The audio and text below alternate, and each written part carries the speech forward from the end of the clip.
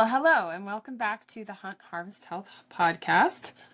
If you're watching this on YouTube, which I hope you are, because we would love more of you to go to YouTube and watch our podcast, you will see that my pretty little cat Taco is sitting in my lap, and she's such a lover. Whenever I sit down, she has to be in my lap, and she loves me to pet her, pet her, pet her, pet her.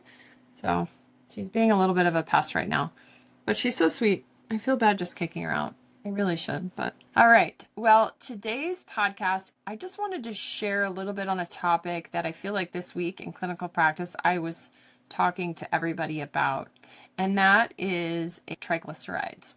It's very common in today's society to see an elevation in triglycerides. Because I see so many people in middle age, I feel like this is a really important topic because triglycerides can be elevated, and we want to talk about why in most cases that's not necessarily good. So today I thought I'd do a quick podcast on this to give you just more background on helping yourself understand your labs. And if you do get your labs back and you have high triglycerides, how can you troubleshoot this with your doctor? Now, you can go to our website at SaltyHunter.com. We have a programs page there, and we have a free cholesterol guide. It's a free testing guide and lab guide that I made, and you can go download that for free. I will also put that in the show notes so you have access to that. All right, so let's get into what triglycerides are. Triglycerides are basically a form of fat, just like all the other cholesterols, and they are unique because they are composed of a glycerol molecule and 3 fatty acid chains. Now, basically all that means, for those of you who don't understand biochemistry, is a sugar molecule and 3 tails of fat. Okay, and when they combine, they serve as a major energy source and storage form of fat in the body. Where do we get triglycerides? Sources of triglycerides is obviously we eat them through the diet. So this is going to be through fatty foods, sugary foods, alcohol, meat products, animal products, and obviously trans fats and bad fats.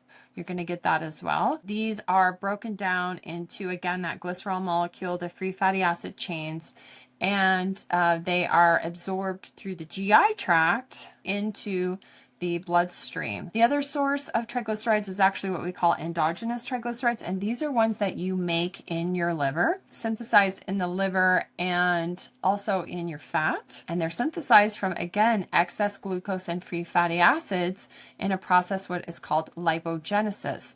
Lipogenesis is when you make fat, basically. So your body makes triglycerides as well. The triglycerides that you eat, when they come into your body, they're going to be broken down on what are called monoglycerides. So triglycerides mean 3, right? Mono means 1, and they're broken down into monoglycerides and free fatty acids. So you've got the glycerol, you've got the free fatty acid, and this is done by pancreatic lipase, which is a pancreatic enzyme.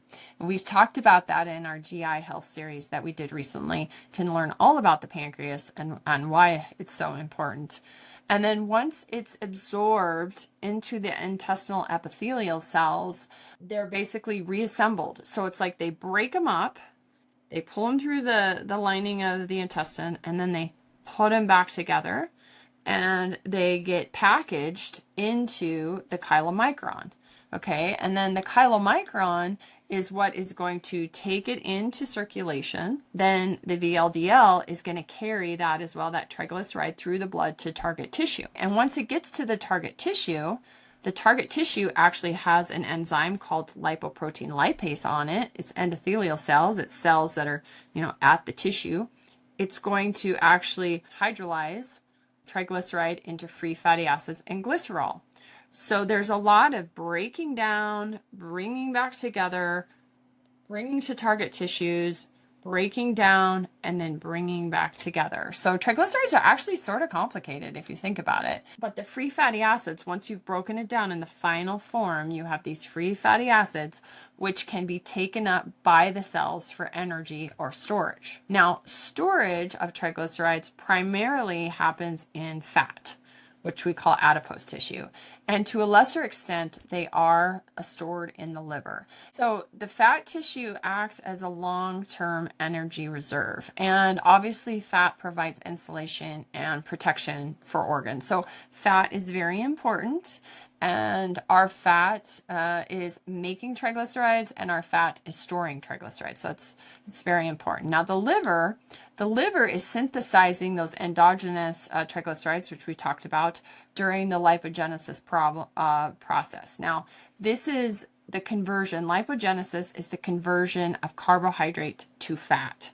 So when you take sugar, this is how you make triglycerides from sugar.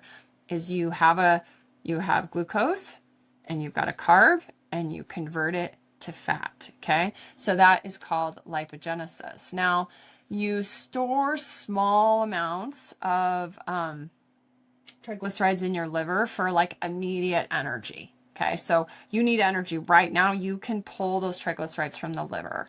When you're putting triglycerides into fat and you're storing in fat, it takes more energy to break down the fat to give you energy. But interestingly enough, and I'm currently working on this right now, is a women's health series, and women are very different than men when it comes to burning fat. And now all of us women know exactly what that means, because it seems like your husband can just work out exactly like you do the same thing you do, eat the same thing you do, and he just breaks down fat. He just burns fat like crazy. He loses weight really fast, and you don't. So women and men are different in the way that they the way that they use fat as an energy source and use glycogen as an energy source. And I'm going to go into that on the first day of the Women's Health Series. So make sure you check that out when it comes out. I'm working on that right now. But if you have excessive storage of triglycerides in your liver, this is called non-alcoholic fatty liver disease. And this is what we see a lot of in the culture today, because we see a lot of people eating too high carbohydrate foods. And what's happening is they've got ample fat, so they've got lots of energy storage, so the triglycerides are being stored there. And then they've got, now they've got to put it someplace else. And so they store it in the liver. And fatty liver is not good for you. It's the precursor to cirrhosis. And so in the old days, the only time we ever saw this again was in alcoholics. And now we call it non-alcoholic fatty liver disease, and we are seeing it even in children these days. But that's two of the places that you're going to see triglycerides get stored. Now, let's utilize the triglyceride. How are we going to break down these triglycerides to actually utilize them for energy? And because they're such a major energy source in our body, one of the biggest ways in which we can burn triglycerides is during fasting or exercise. Now, there's a process called lipolysis, and there's an enzyme called hormone sensitive lipase, and it's in fat cells, and it breaks down those stored triglycerides back to the free fatty acid and the glycerol backbone so that you can use them for energy. The free fatty acids are oxidized in the mitochondria via what we call beta oxidation, and this helps generate ATP. Now, ATP is our energy currency. It is vital for life, and so free fatty acids are helping in the mitochondria to do this. And then glycerol is converted to glucose via gluconeogenesis in the liver, and we can use that glucose for immediate energy as well. Now, the body is always going to have a regulation between utilizing and storing triglycerides, and it's really tightly regulated. There's hormones that tightly regulate this. One is insulin, and insulin promotes triglyceride synthesis and storage by stimulating lipogenesis. So it helps you to make the triglycerides and to store the triglycerides by making more fat. And then insulin does that, and then it inhibits lipolysis. Insulin helps you make fat, and it slows down the breaking down of fat.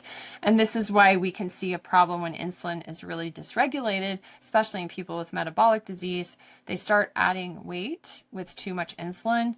And this is because they are having a hard time with this balance between storing and breaking down. This is another reason sometimes when insulin is low, like in a type 1 diabetic who's actually losing insulin or doesn't have insulin, they're actually losing weight and they're losing muscle mass and they're losing fat. That's one of the symptoms that happens when people may get diagnosed, and that's because the lack of insulin is increasing lipolysis or fat breakdown in the body. And so you're seeing people lose weight versus gain weight, which you might see in type 2 diabetes.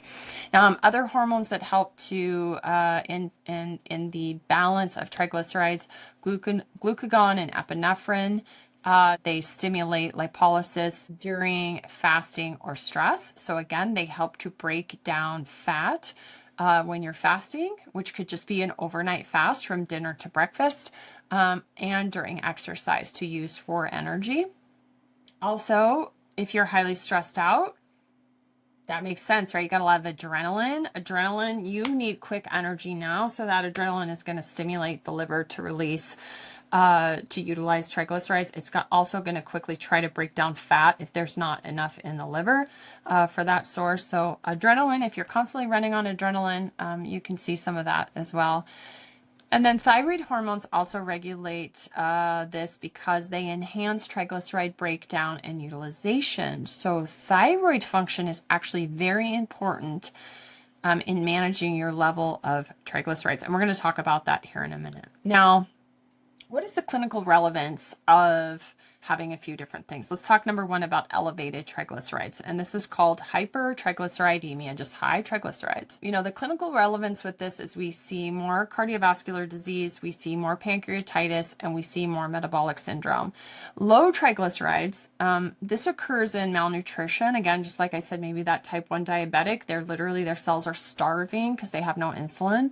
Hyperthyroidism, somebody who's got an elevated thyroid function. And then, of course, there's some certain genetic disorders that can play into this. It's just really important to remember, like basically everything I just said, if you remember anything. Triglycerides are essential fats used for energy storage and transport. So they're very important for energy. They're very important for the transport of other lipoproteins through the blood. That's number one. And they're stored in the fat tissue, usually for long-term energy. So they store it because you're going to need that energy someday. They store it there. And they can be mobilized from the fat tissue, but they're also stored in the liver. And so that triglyceride can be mobilized faster, but we don't store as much in our liver as we do in our fat unless we have a lot of fat and we can't get any more triglyceride in there, then we start storing them in the liver. So I wanted to get into, and this is really what I want to talk about, is causes of high triglyceride, because really anybody ever cares is like, well, my triglycerides are high. Why? What's happening? And now that you kind of understand what a triglyceride is doing, it makes a lot of sense when you start to see some of these reasons that could be leading you to have elevated triglycerides. Now, the first one is genetics. There's a lot of inherited conditions that affect lipid metabolism. One is called familial high triglycerides. And basically what happens is genes increase the overproduction and they reduce the clearance of triglycerides. And typically in this condition, we'll see mild to moderate elevation of triglycerides. You can have a combination of this genetic rise, and that would be like you see high LDL, you see high total cholesterol, you see high triglycerides, and it can be associated sometimes with a very strong family history of cardiovascular disease. And this, I think, may be being turned on its head a little bit when we just think about cholesterol in general and maybe how we want everybody's cholesterol to be too low, or we just over medicating people and not only getting rid of these negative effects with triglycerides, but also possibly causing problems with not having enough, because these are really important fats for energy production. No big question. Another genetic reason is what's called chylomicronemia. And this is really a rare condition where you don't make that enzyme, the lipoprotein lipase. And so this leads you to you just can't break down the triglyceride.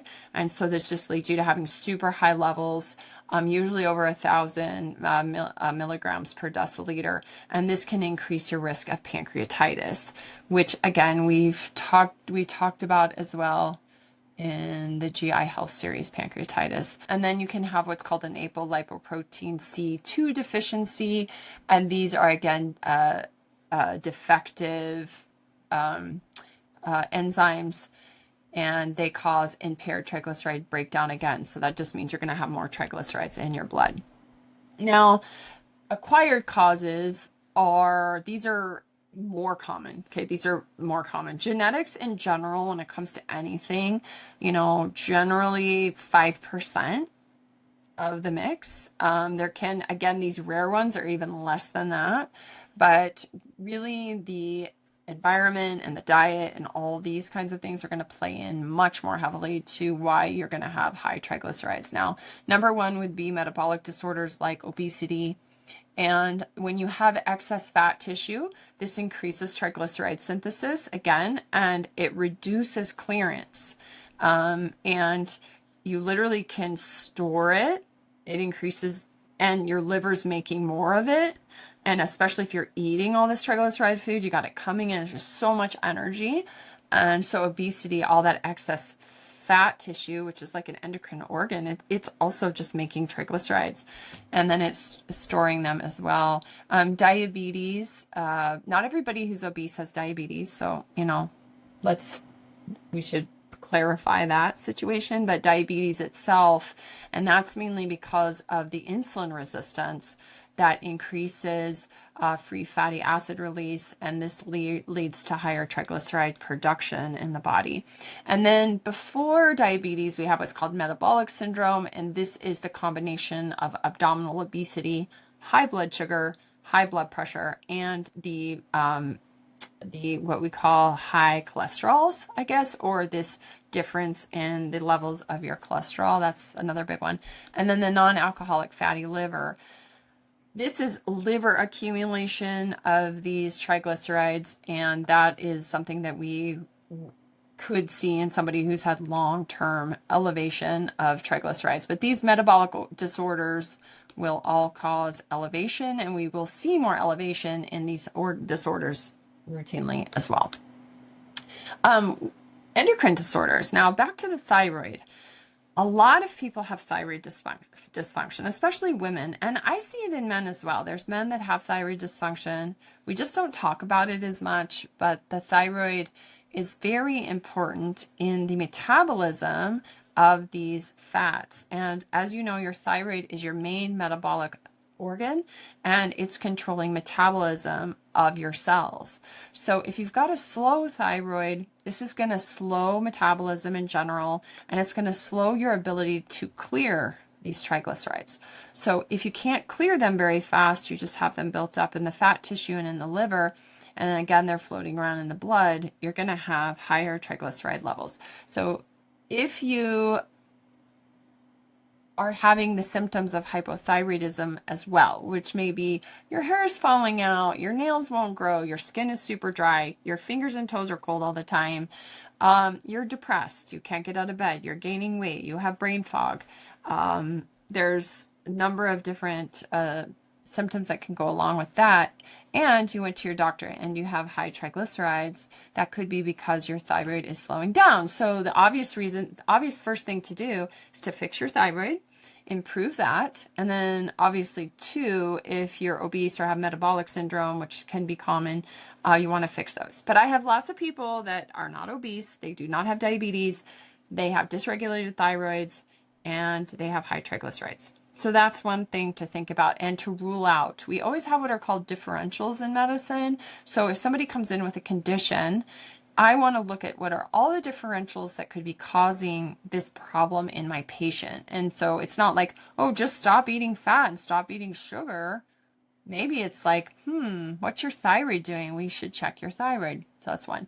Another one is a adrenal condition, and this is called Cushing's syndrome. So this is where you make excess cortisol, and that excess cortisol increases fat production or lipid production and fat mobilization. So what that means is it's increasing the amount of LDLs, triglycerides, everything that your liver makes, and it's increasing it's increasing the amount of fat mobilization in the blood. So you'll see an increase of all these go up in the blood. And Cushing's is actually very dangerous for people. It makes them very sick, and they have too much cortisol. Now, this is not just like adrenal stress, like you know your cortisol's high because you've been stressed out. Your cortisol's supposed to go high certain times of the day.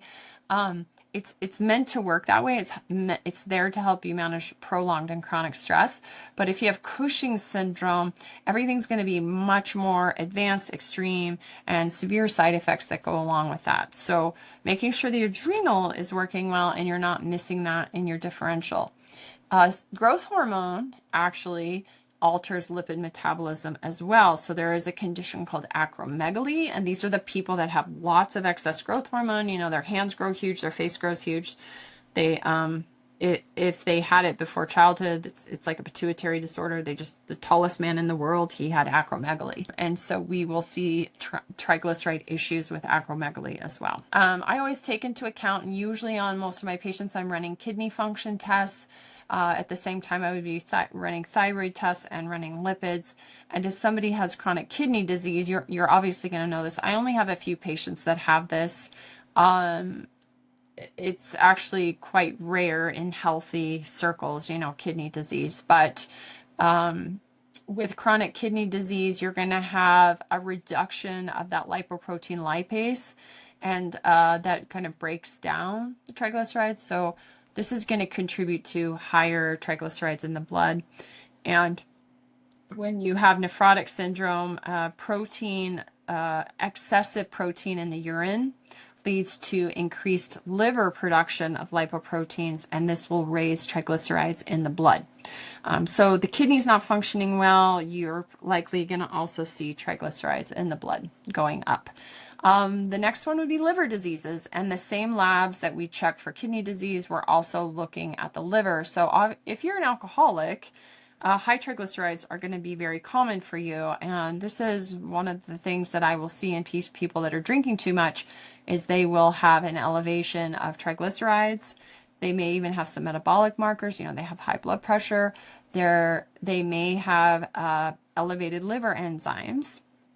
And that's something that we're always looking for. Now, alcohol itself promotes triglyceride synthesis and reduces the liver clearance. So this is why alcoholism is so dangerous. If you flip back to what I just talked about, typically you're storing most of your triglyceride in your fat tissue, and you store a small amount in your liver. But if you're an alcoholic, what the alcohol actually does is it promotes your liver to make more triglycerides, but it decreases the liver's ability to clear it. So it can't clear it. It's making a ton. It's just backing up in there. And this is why alcoholism leads to cirrhosis over time. And then obviously the next liver disease is hepatitis or cirrhosis.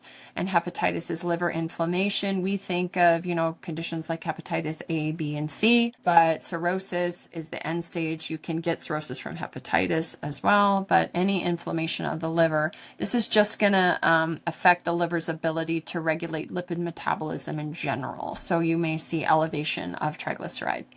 There's also autoimmune conditions that can increase triglycerides. So lupus is one,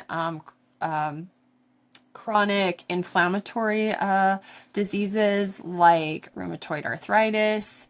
And the reason for this, so if I go back to lupus, one of the reasons that you'll see high triglycerides with lupus is that the chronic inflammation of this condition and the medications that they put these people on, like steroids, prednisone, these kinds of things, they raise triglycerides.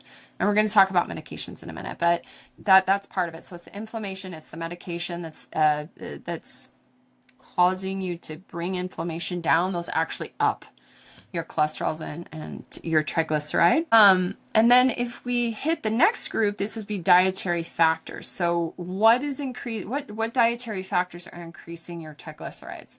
High intake of simple sugars and refined carbohydrates, which is like the standard American diet. Everybody's eating these, and it's like common in the daily intake of patients. And so you've got to decrease and or eliminate simple sugars. And honestly, this is like the first thing we do. I mean, we're going to look and make sure your thyroid's okay. We're going to, we're going to make sure you don't have, complete adrenal dysfunction, which a lot of other symptoms will be coming on with that. So, if somebody's just coming in and you see it in their blood and they've got some fatigue, they've had some weight gain, they're drinking a little bit too much, they travel for work, they're eating lots of simple carbohydrates, and they're drinking every night. And then maybe on top of it, they're eating a lot of butter and animal products and all that. That's where you need to start. You need to change the diet and then work on getting the thyroid better. So these all play in. The more severe conditions are, in a lot of ways, show themselves. Everybody's, again, back to kind of that genetic and epigenetic factors. Like, it's amazing how much some people can drink compared to others, and just you don't see any liver enzyme elevation. You see their triglycerides normal.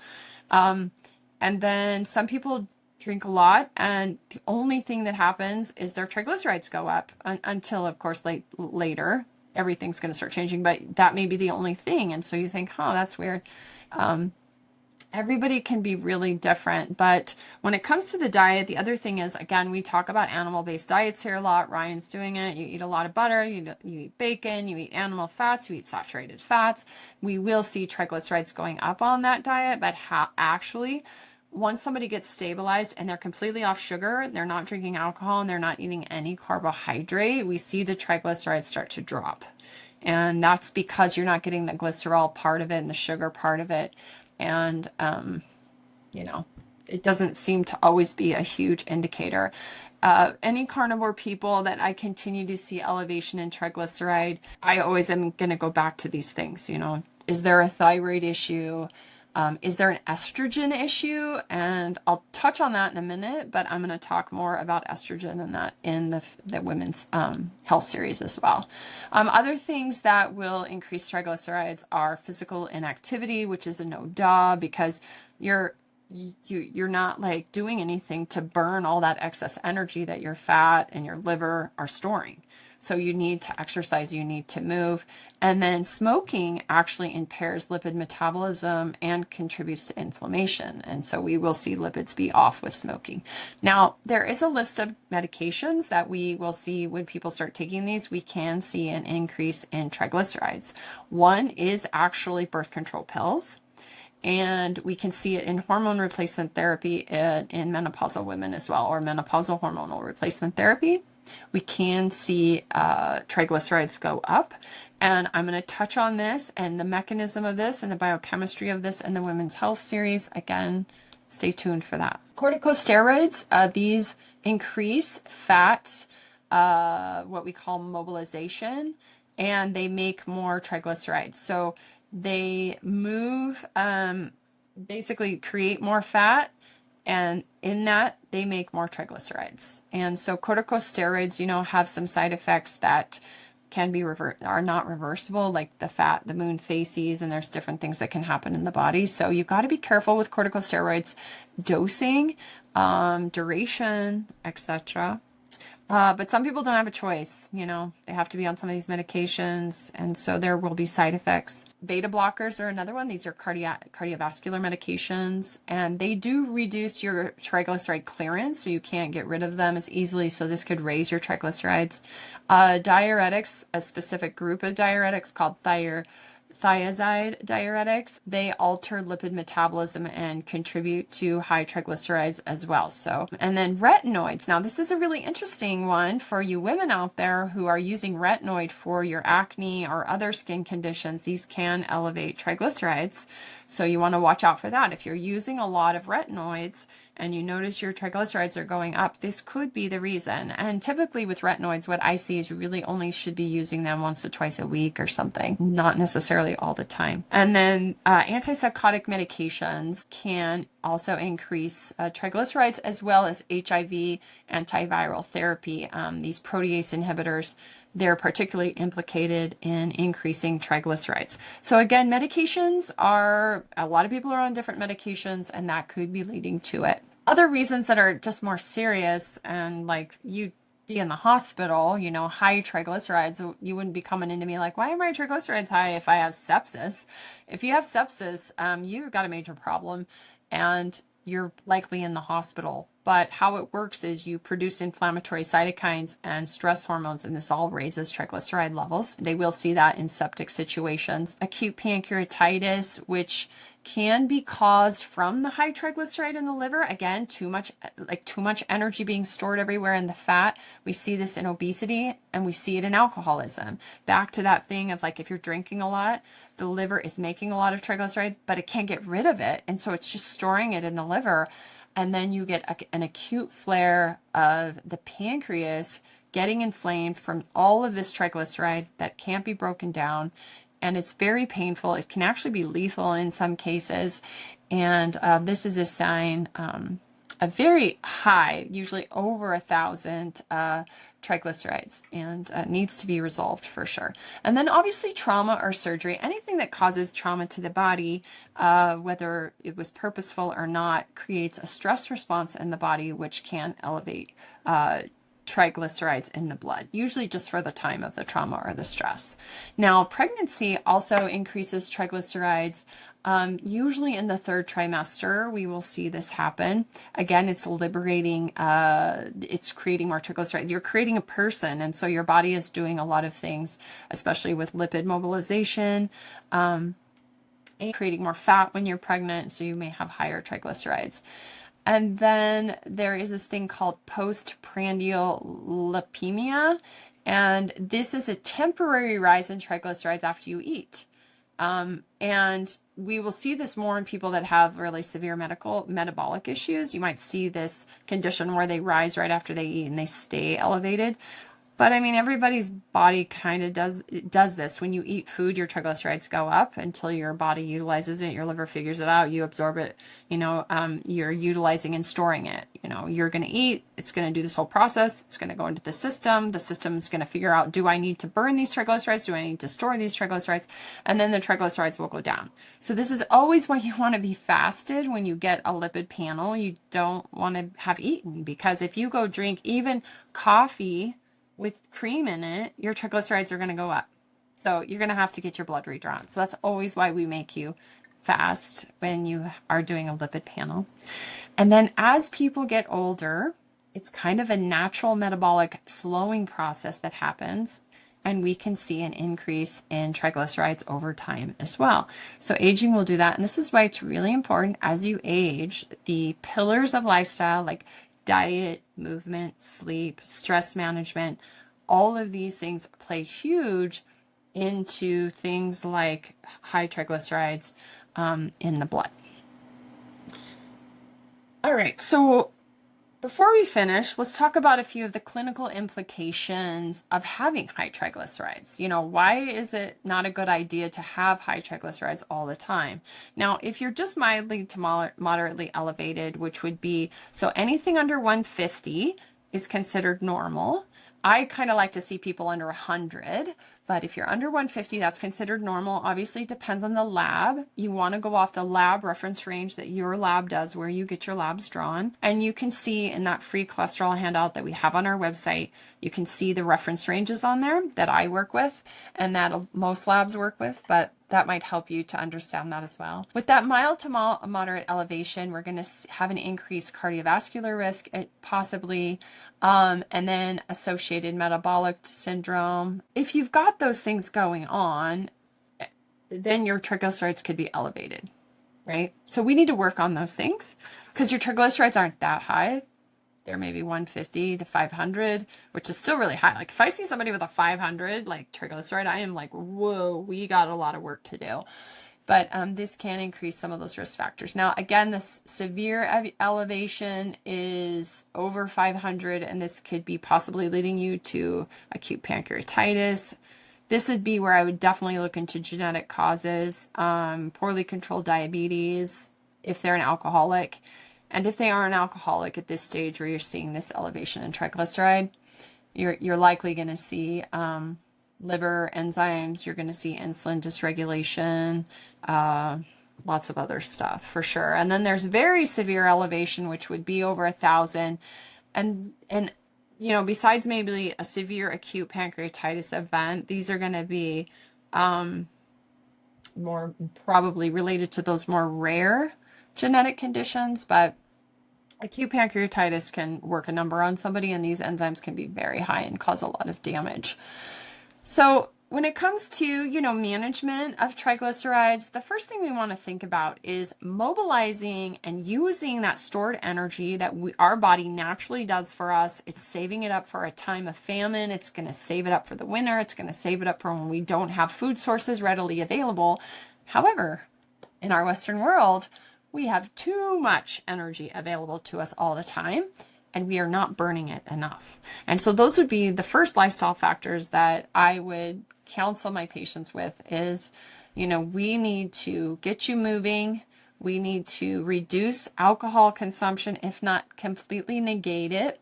We need to change the amount of sugar and the saturated fat you're eating. Take that into consideration. Like I said, with the carnivore, I'm more concerned about people drinking booze and eating tons of processed sugary foods than I am necessarily with them eating butter. Like I feel like those are nutrient dense foods. Sugar is not a nutrient dense food. Alcohol is not. It's a high calorie, sugary food with a lot of empty calories that are, again, going to get stored in your liver and in your fat. So there's really no benefit to it.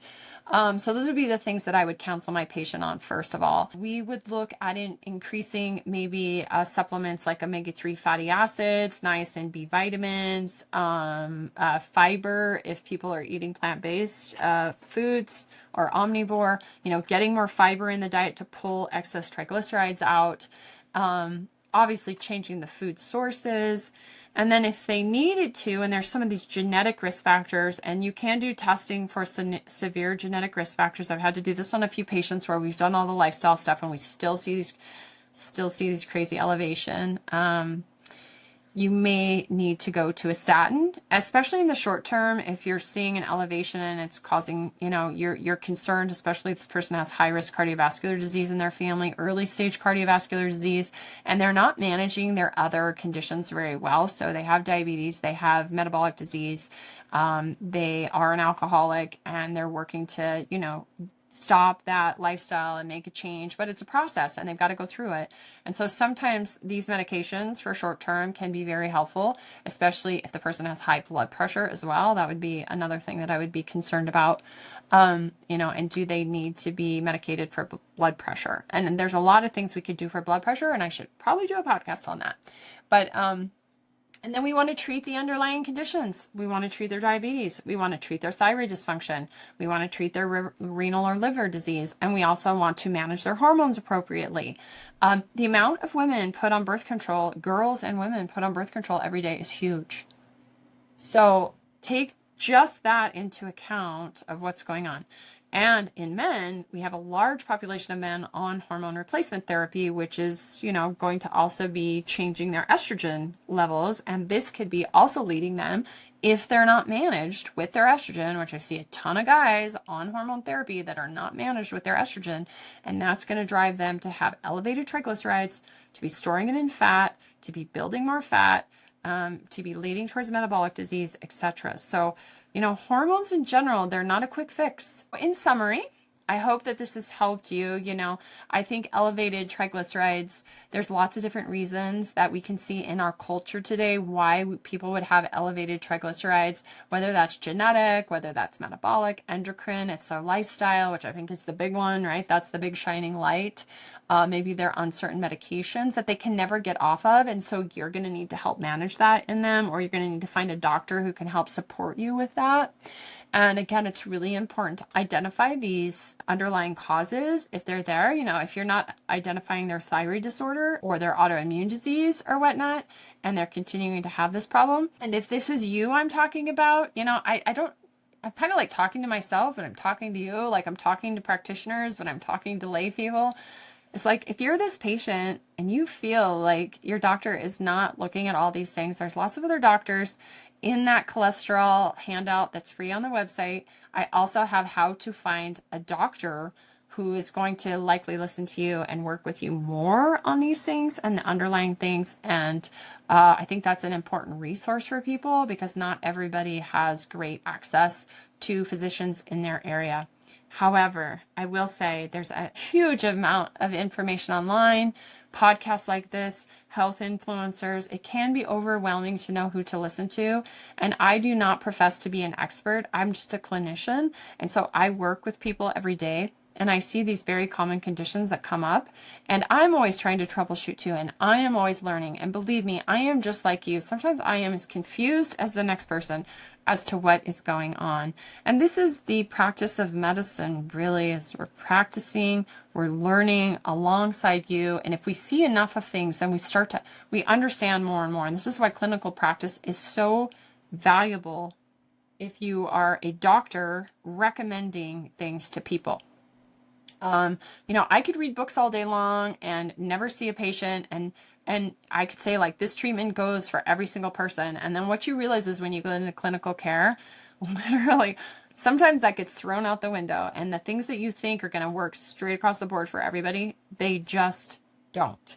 And you have to really dig in and, critical thinking goes a long way. So if you're the patient and you're confused and you don't know what to do, there's actually a lot of resources and help out there for you. And so I just like to say that is like, you don't necessarily have to have a doctor to fix these things. A lot of this you can do yourself, especially when it comes to diet and lifestyle and to stress management, to your sleep program. And if those things are not working, then that's the time to find a physician to kind of help navigate you through some of these, what might be deeper problems. Okay, that's it for me today. Check out the cholesterol podcast. That'll give more in-depth information. But all right. Everybody have a great night. Because I am a doctor, and I'm probably not your doctor, this is just a disclaimer.